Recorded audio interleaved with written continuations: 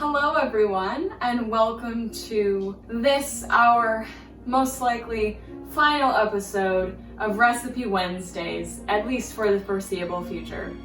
This week our theme is Library and Reading Week, of course. Week 10 of our online programming, and the way we wanted to end it with something that's so important to our library, which is reading.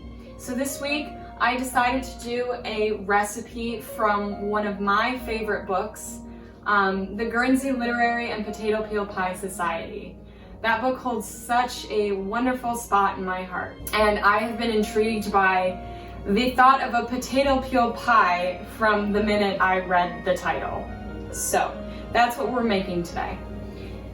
This recipe is a little bit updated from the original recipe, which, as Evan lovingly says in the book, is just, well, simply potato peelings, potatoes, and, well, that's it.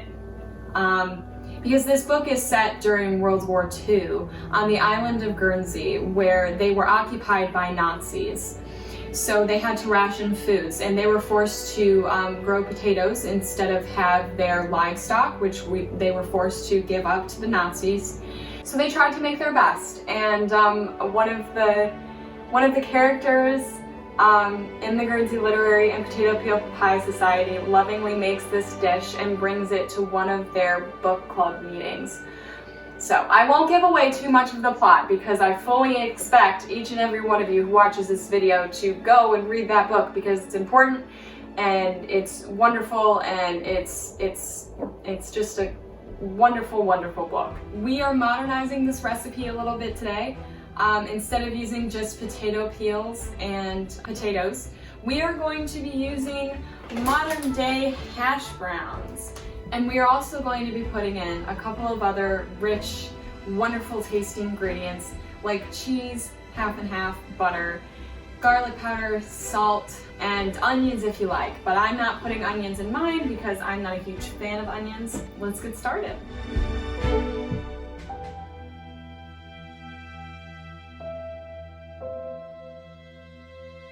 So the first thing we are going to do for our potato peel pie is open up our hash browns.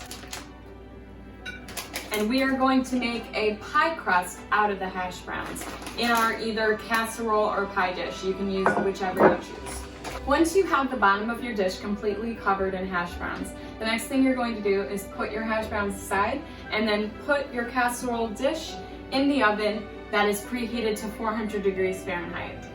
After you put this in the oven, you're going to let it bake for 15 to 20 minutes. And while it's in the oven, we are going to make the next part of the potato peel pie, the filling. So, for the filling, we are going to put the rest of our hash browns into a non-stick pan, saucepan, whatever you got.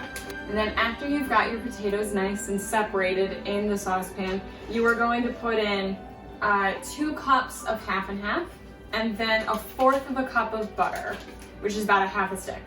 And then after the butter, you are going to put in salt and pepper and garlic powder to taste. After you've got your salt and pepper and garlic powder in the pan, you are going to stir the potatoes occasionally and wait for the butter to melt. That's around the time when the butter melts is when you know it's about done. All right, well, it's been about 15 minutes, so I am going to take my pie crust out of the oven. After I take out my pie crust, I'm going to lower the heat on the oven to 350 degrees. So I've got my crust ready. So I'm now going to transfer the filling from the saucepan into the casserole dish. Once our filling is in the casserole dish, the next thing we are going to do is sprinkle the top with cheese.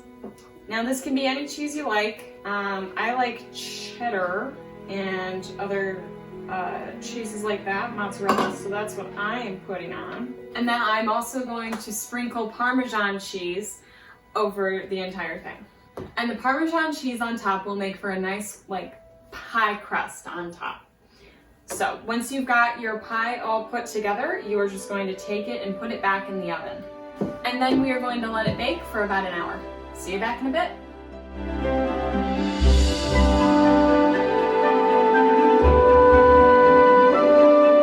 It's been about about an hour, so I'm going to take my potato peel pie out of the oven.